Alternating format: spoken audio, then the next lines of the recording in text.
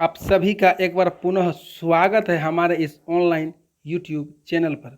बच्चों, आज मैं आपके लिए लेकर आया हूँ class 12 rainbow part 2 chapter number 1 Indian civilisation and culture, जिसके राइटर हैं हमारे महात्मा गांधी। महात्मा गांधी ने कितनी खूबसूरती से बखान किया है हमारे भारतीय सभ्यता को। तो सबसे पहले बच्चों, गांधी के बारे में पढ़ना अति महत्वपूर्ण है, क्योंकि प्रश्न यहाँ से भी बनते हैं। आइए एक एक करके सबसे पहले गांधी के बारे में बेहतरीन से पढ़ेंगे, एक एक हिंदी एक्सप्लेनेशन के साथ पढ़ेंगे। उसके बाद पैराग्राफ 1 से मैं आपको एक एक करके समझाने वाला हूँ, तो वीडियो में आप अंत तक बने रहें। पहला है बच्चों, मोहनदास करमचंद गांधी 1869-1948। इसका पूरा नाम था बच्चों मोहनदास करमचंद गांधी। 1869-1948 इसकी जीवन अवधि, जीवन काल की अगर बात करें, 1869 में इसका जन्म हुआ था और 1948 में इसकी मृत्यु हो गई थी। इतना ही नहीं बच्चों, पॉपुलरली नोन एज बापू और the father of the nation, ये बापू के नाम से लोकप्रिय थे और भारत के राष्ट्रपिता भी थे। ये मोस्ट इंपोर्टेंट क्वेश्चन बन जाता है कि भारत के राष्ट्रपिता कौन थे, तो आंसर होगा Mahatma Gandhi. Who known as the father of the nation, answer होगा महात्मा गांधी। इसके साथ साथ क्या थे बच्चों कि was more a spiritual leader than a politician, कि राजनीति के अलावा, राजनीति के साथ साथ एक आध्यात्मिक नेता भी थे। बताइए कितना महान थे हमारे गांधी, महान नेता भी थे। एंड ही सक्सेसफुली, इसने सफलतापूर्वक प्रयोग किया ट्रूथ एंड नॉन वायलेंस, सत्य और अहिंसा का, एज द चीफ वेपन्स, एक मुख्य हथियार के रूप में। इसकी जो मुख्य हथियार थी सत्य और अहिंसा, अगेंस्ट, विरुद्ध the British rule in India and help India gain independence, कि भारत को स्वतंत्रता दिलाने में इसकी जो मुख्य हथियार थी वो थी सत्य और अहिंसा। ये कभी भी मार काट नहीं चाहते थे बच्चों, मार काट बिल्कुल भी नहीं चाहते थे। इसकी मुख्य हथियार थी सत्य और अहिंसा, truth and non violence. From 1915 till 1948, बच्चों 1915 से 1948 तक ही कंप्लीटली डोमिनेटेड इंडियन पॉलिटिक्स, कि 1915 से 1948 तक संपूर्ण रूप से भारतीय राजनीति के ऊपर ये हावी रहा। कभी भी अपना देश को छोड़कर दूसरे देश के बारे में तनिक सोचा भी नहीं। कितने महान थे हमारे गांधी जी, इसीलिए इसको भारत के राष्ट्रपिता कहते हैं। He died at hands of fanatic, बच्चों इसकी हत्या हो गई थी ऑन 30 जनवरी 1948, 1948 में 30 जनवरी 1948 को इसकी हत्या हो गई, गोली मार दी गई। एक fanatic, hand of A fanatic, एक क्रूर व्यक्ति के हाथों, और दयनीय जिसे कह सकते हैं, जिसके ऊपर दया नहीं हो, उसके हाथों इसकी मृत्यु हो गई। एंड ही इज ऑटोबायोग्राफी, इसकी जो आत्मकथा है, जिसकी आत्मकथा का नाम है माई एक्सपेरिमेंट विथ ट्रूथ, इन्होंने लिखा है, इसकी आत्मकथा है कि मेरा सत्य के साथ जो प्रयोग है, हमेशा सत्य की ओर चले हैं, माई एक्सपेरिमेंट विथ ट्रूथ, मेरे सत्य के साथ जो प्रयोग हैं। And the numerous article that he wrote, बच्चों इन्होंने बहुत सारे आर्टिकल लिखे हैं, छोटी छोटी कहानियाँ लिखे फॉर यंग इंडिया, वो यंग इंडिया के लिए। उस समय एक पत्रिका आती थी गुजराती भाषा में, यंग इंडिया। जब देश मेरा गुलाम थे, गुजराती भाषा में एक पत्रिका आते थे जिसका नाम है यंग इंडिया। अंग्रेज को चूंकि उतना गुजराती समझ में आता ही नहीं था, तो अंग्रेजों के खिलाफ इन्होंने एक पत्रिका लाया था यंग इंडिया। इसमें इन्होंने बहुत सारे आर्टिकल लिखे हैं अंग्रेजों के खिलाफ, एंड द स्पीचेस, और बहुत सारे भाषण भी दिए हैं। दैट कि ही डिलीवर्ड ऑन डिफरेंट ओकेजन, अलग अलग अवसर पर, अलग अलग त्यौहार पर इन्होंने भाषण भी दिया है। Reveal him not only as an, आगे पढ़ते हैं बच्चों थोड़ा सा। Reveal him not only as an original thinker, बच्चों केवल ये ओरिजिनल थिंकर ही भारत के प्रति नहीं थे, विचारक ही नहीं थे, but also a great master of chest. बच्चों ये भारत के एक मास्टर, बहुत बड़े चेस्ट थे, भारत के एक चेस्ट के रूप में थे, छाती के रूप में थे। एंड इसकी जो अंग्रेजी की बात करें, आइडियोमेटिक इंग्लिश, इसकी जो इंग्लिश थी मुहावरेदार थी, आइडियोमेटिक थी।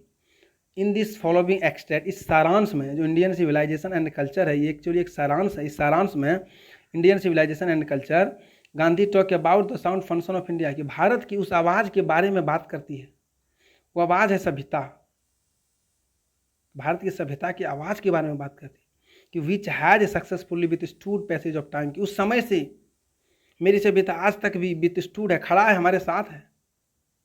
पता ये कितना महान थे गांधी। तो वेस्टर्न सिविलाइजेशन, वही बच्चों ये बता रहे हैं कि पश्चिमी सभ्यता की अगर हम बात करें, which has the tendency to privilege materiality, कि बच्चों पश्चिमी सभ्यता मटेरियलिटी का बढ़ावा देते थे, पदार्थ की बढ़ावा देते थे, मशीनरी को बढ़ावा देते थे, जो can not match the Indian civilisation, कि भारतीय सभ्यता से मैच ही नहीं होता था, मिलता जुलता ही नहीं था।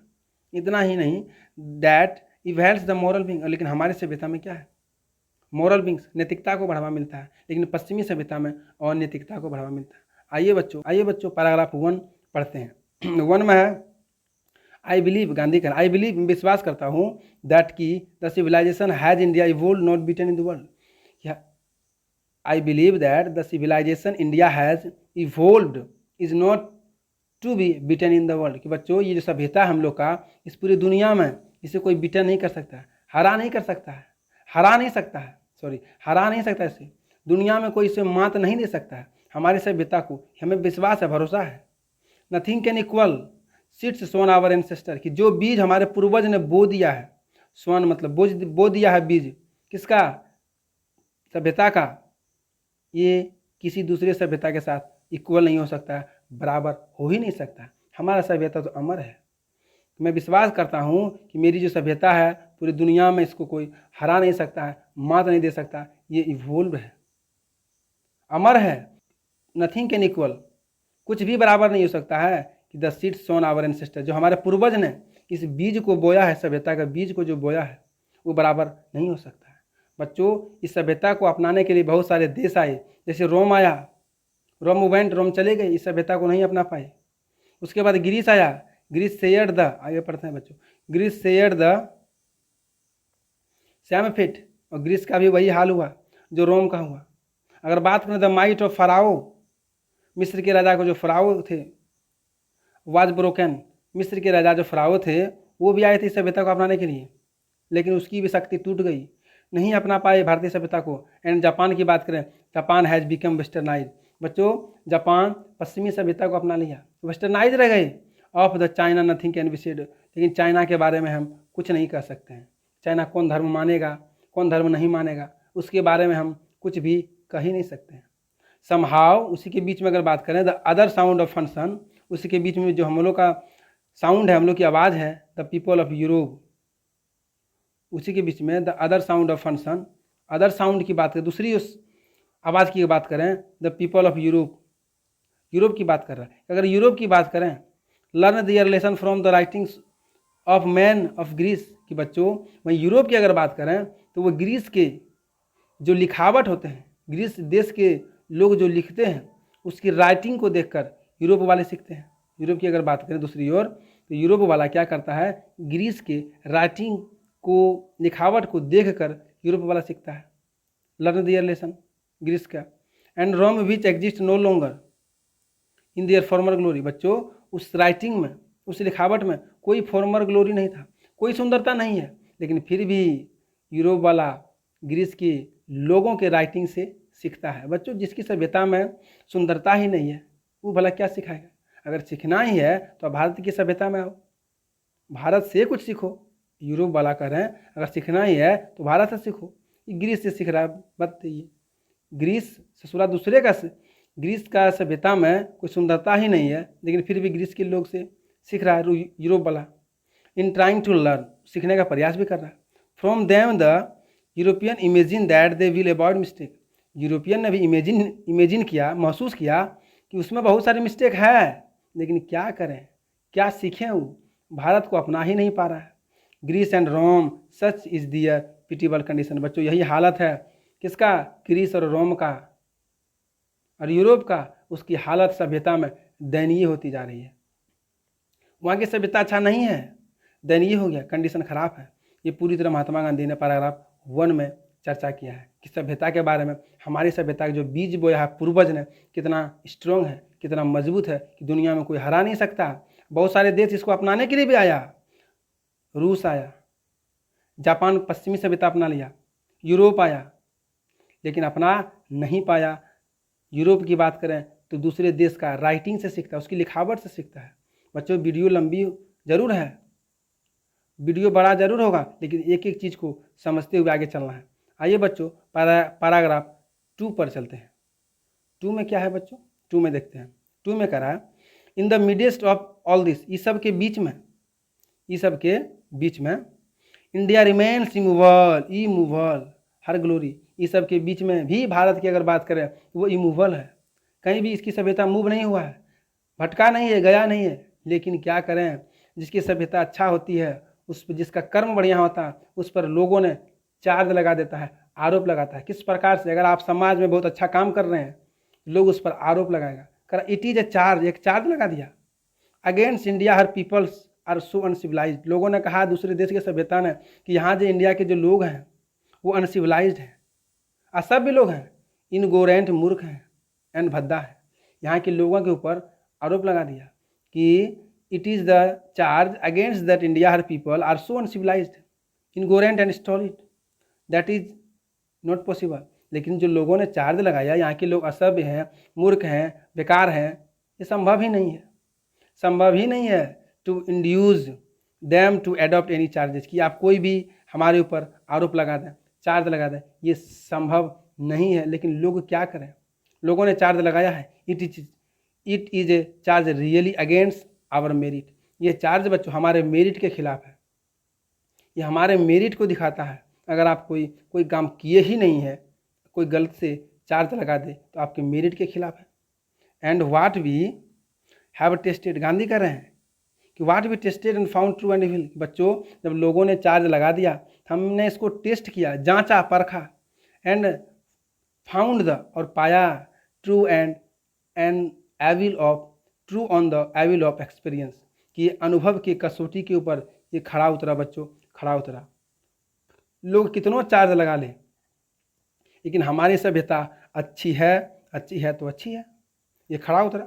वी डेयर नॉट चेंज, हम लोग की साहस नहीं है कि इसको बदल दें, आज किसी का साहस नहीं है कि कोई इस पर चार्ज लगा दे, आरोप लगा दे। समझ पा रहे हैं बच्चों कितना महत्वपूर्ण बात महात्मा गांधी ने कह रहे हैं।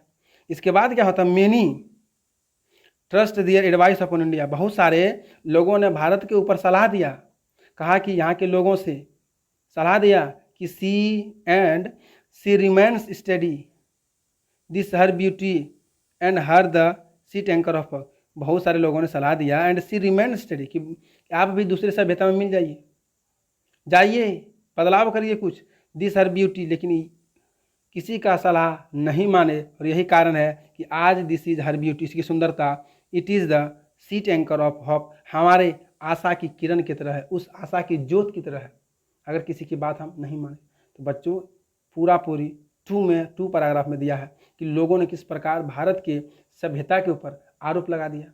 अगर आप कोई काम अच्छा कर रहे हैं तो लोग उस पर आरोप लगाएगा कि आप ये काम गलत कर रहे हैं। तो बच्चों इस कहानी के माध्यम से कितना चीज़ हमको ज्ञान मिल रहा है, किताब अवश्य पढ़ना चाहिए। आइए पैराग्राफ 3 की ओर बढ़ें।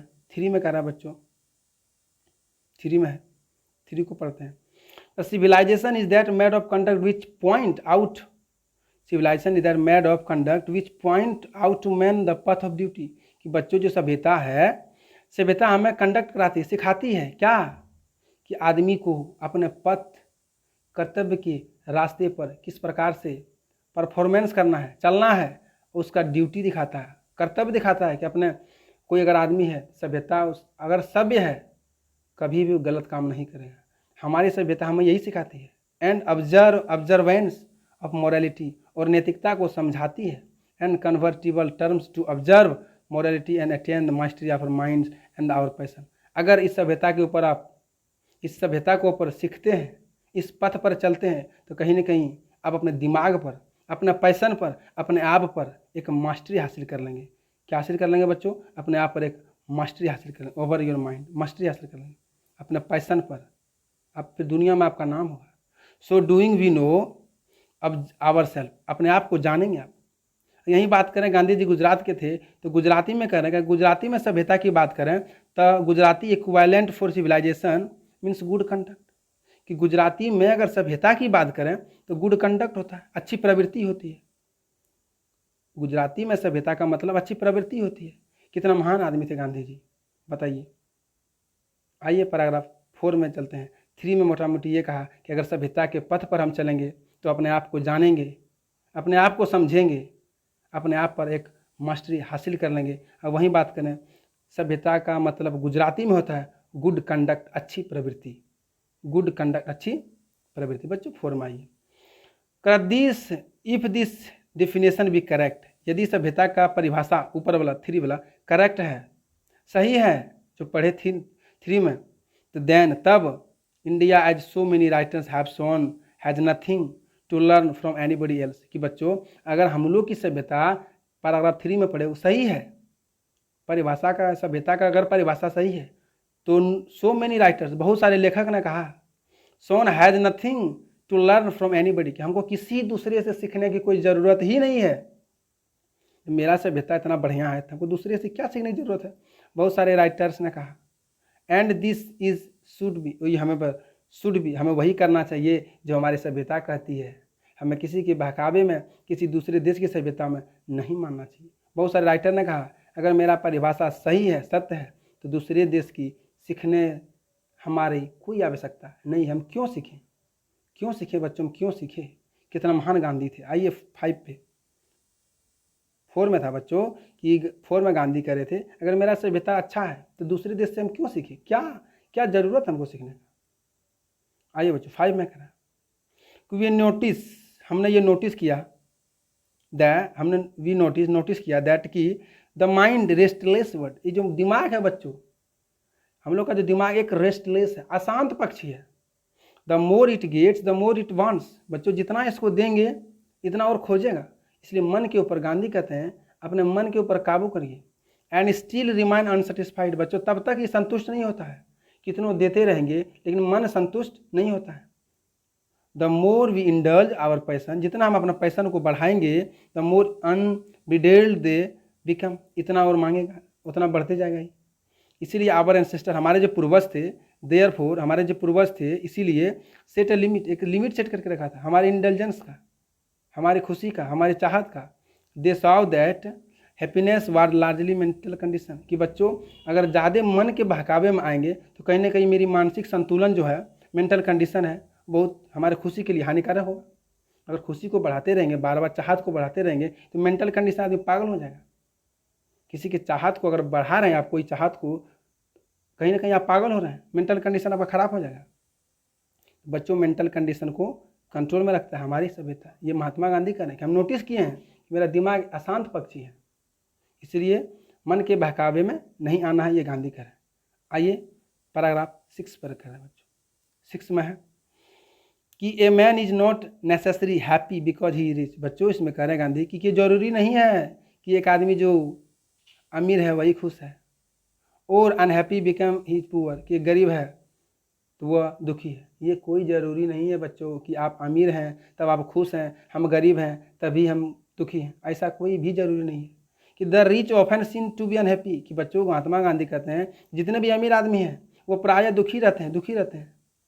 द पुअर भी हैप्पी, लेकिन गरीब हमेशा खुश रहते हैं।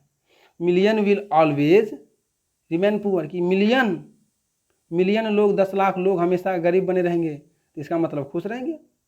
ऑब्जर्विंग ऑल दिस, इस सब चीज़ समझने के बाद जो हमारे पूर्वज थे, आवर एंसेस्टर, डिसाइडेड किया फ्रॉम लग्जरियस एंड प्लेजर, हमारे खुशी के लिए, एक आराम वाली ज़िंदगी और खुशी की ज़िंदगी को वी हैव मैनेज्ड, किस प्रकार से मैनेज करना है, किस प्रकार से चलाना है। हमारे पूर्वज ने बताया, लिमिट किया, सेट करके रखा, डिसाइड किया कि with the same kind of law as exist 1000 years of ago, कि हज़ारों साल पहले जिस प्रकार से हम एक ही हल से खेती करते थे, we have retained the same kind of law cottage, एक ही झोपड़ी में जिस प्रकार से हम लोग रहते थे, एक झोपड़ी में रहते थे, एक ही हल से सब खेती करते थे। And we had in former times, और उस फॉर्मर समय में, बीता हुआ समय में, our indulgence education remains the same as before, कि आज भी वैसा ही है जिस प्रकार हमारे पूर्वज एक ही हल से खेती करते थे, एक प्रकार के झोपड़ी में रहते थे, वहीं खाते थे, वहीं सोते थे।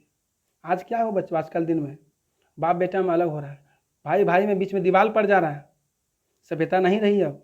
वही गांधी कहते हैं कि डिसाइड किया कि जिस प्रकार से हमारे पूर्वज एक ही झोपड़ी में रहते थे, एक ही हल से खेती करते थे, we have had no system of life corroding competition. बच्चों उस समय ज़िंदगी में कोई भाग दौड़ नहीं था, इतना भाग दौड़ ज़िंदगी में नहीं था उस समय। वही कह रहे हैं we have had no system, कोई सिस्टम ही नहीं था of life corresponding competition, competition का जमाना ही नहीं था।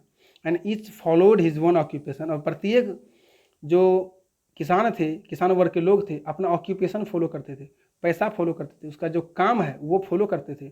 और ट्रेड एंड चार्ज, और ट्रेड करते थे, काम करते थे, और चार्ज रेगुलर वेज, और कुछ ना कुछ रेगुलर वेज लाते थे, दैनिक मजदूरी मिलती थी उसको, कि दिन भर में जो काम किए उसका मजदूरी मिल गया। कोई कंपटीशन, कोई भागदौड़ नहीं था। And it was not that did not know how to invent the machinery. बच्चों ऐसा बात नहीं है कि हम लोग मशीन का आविष्कार करना नहीं जानते थे।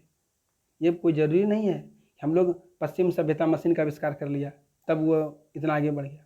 ऐसा बात नहीं है कि हम लोग मशीन का आविष्कार करना नहीं जानते थे बच्चों मशीन का आविष्कार करना। बट आवर, आगे पढ़ते हैं बच्चों, बट